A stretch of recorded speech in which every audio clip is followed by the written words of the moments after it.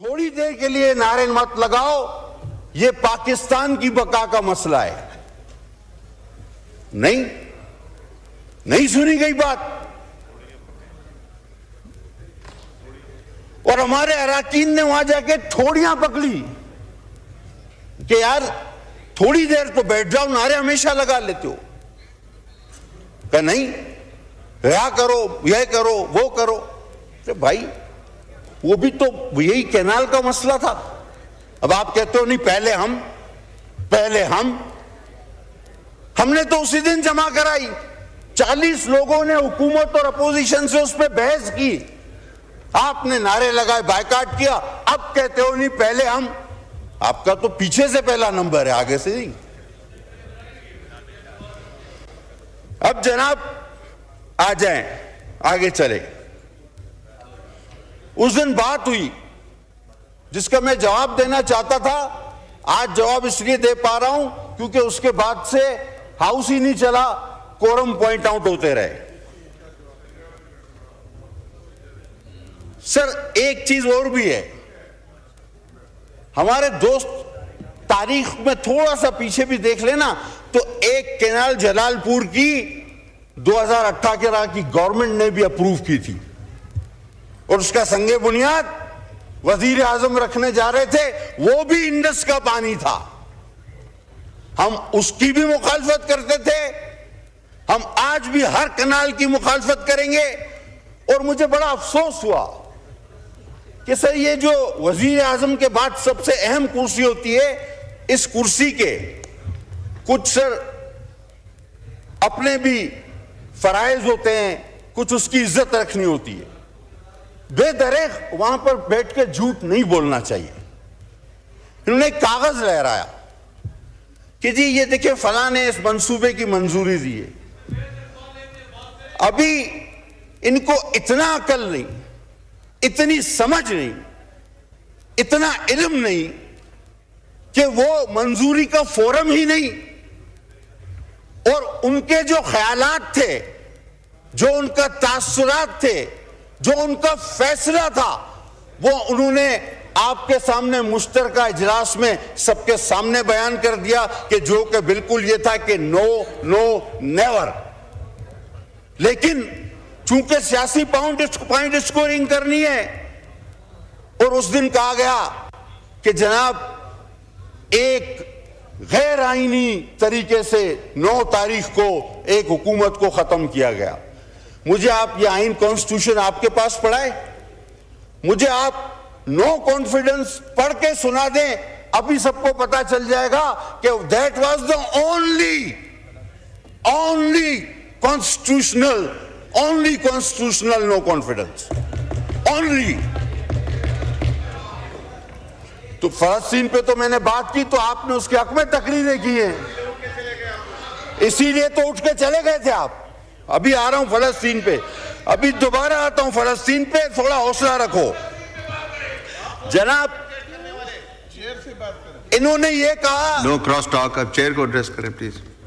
Sir अब उनका दवाई का टाइम हो गया तो मैं क्या करूं।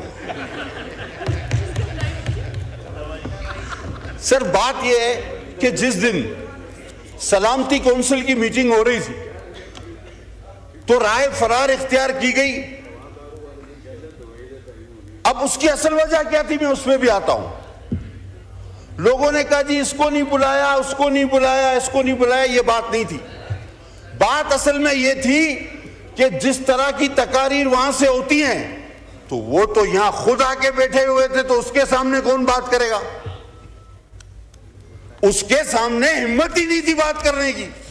वो जो यहां बैठे थे 3 लोग, उनके सामने हिम्मत नहीं थी। रात तक आपस में ये होता रहा कि तुम बोलो, बाद में कहा जाते ही नहीं, बाइकाट का बहाना बना लेते हैं। इसके सामने बात कौन करेगा, इनके सामने तो हिम्मत ही नहीं। अब पीठ पीछे बात जितनी चाहे करा लो।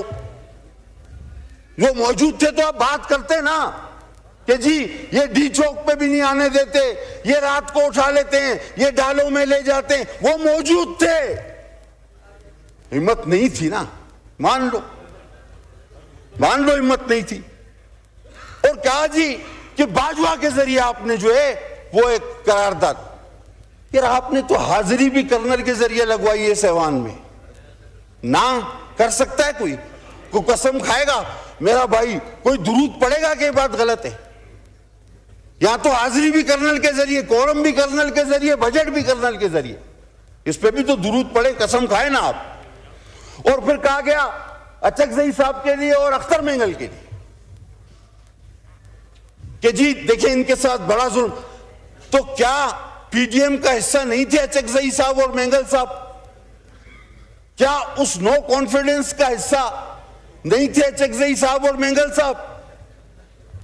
वो भी तो इसी का हिस्सा थे। तो यानी कड़वा कड़वा थू थू, मीठा मीठा हप हप, जो आज आपके साथ आपको सूट करे वो ठीक है, जो नहीं करे वो गलत है। और सर वो हुकूमत क्यों बनी थी? वो जो तकरीर थी फलस्तीन की, that was a policy statement, वरना उस पर बहुत बड़ा रिएक्शन आना चाहिए था। 4-5 काम होने थे उस हुकूमत में जिसमें हमें अल्लाह ने बचा लिया, 2 तो हो गए। अब साहिबजादा साहब ने कहा फलस्तीन और कश्मीर में तवज्जो चाहूंगा आपकी। कश्मीर कब गया मुझे बताएं? दैट वाज अ एजेंडा, लाया ही इसलिए गया था, आए ही इसीलिए थे, आरटीएस बंद ही इसीलिए हुए थे। कश्मीर गया, यहूद के हक में तकरीरें शुरू हो गई, सीपेक रोलबैक हुआ, मईशत का पट्टा बिठाया गया।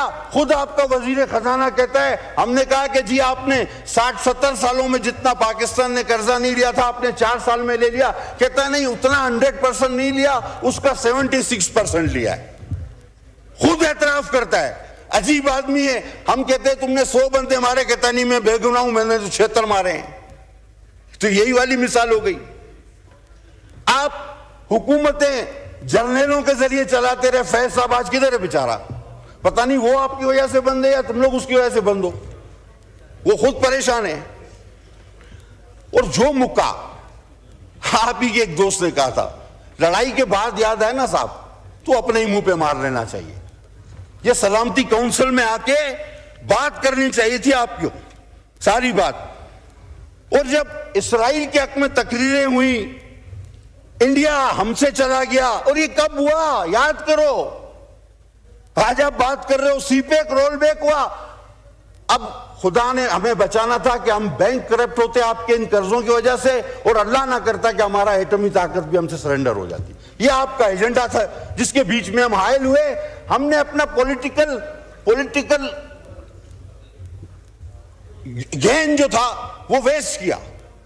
हकीकत है हम सियासी तौर पे आपके 4 साल का वो सारा घन कचरा अपने सर पे उठा के घूमे, हम उसमें हमारा ग्राफ गिरा, ये हकीकत है।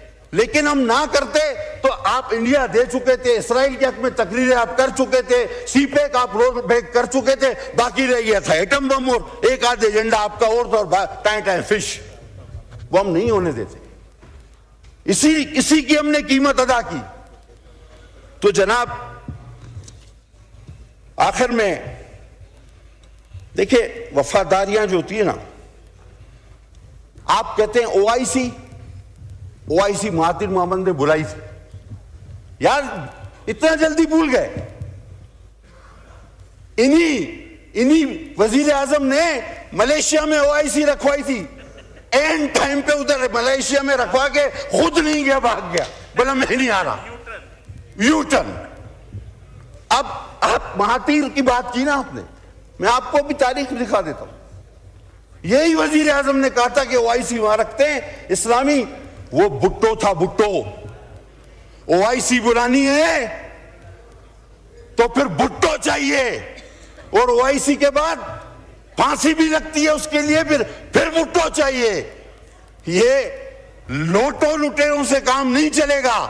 आपके स्टेजों से जो बोल रहे हैं वो कभी नवाज के नौकर थे, मैं साबित करके दूं आपको, कभी नवाज के नौकर थे, कभी चौधरी के चपरासी थे। जब काफ का दौर था, मुशर्रफ का दौर आया तो मुशर्रफ के मालिशिये बन गए। और